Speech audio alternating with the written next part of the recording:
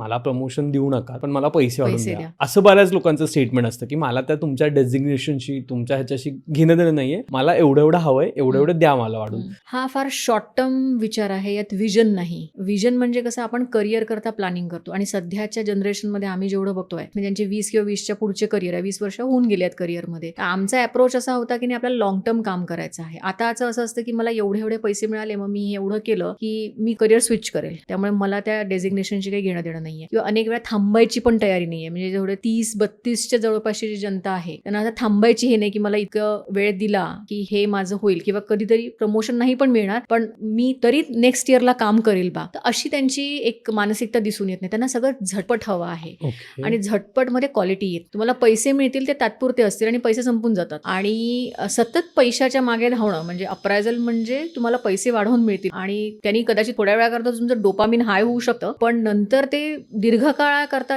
कामात येणारी गोष्ट नाहीये.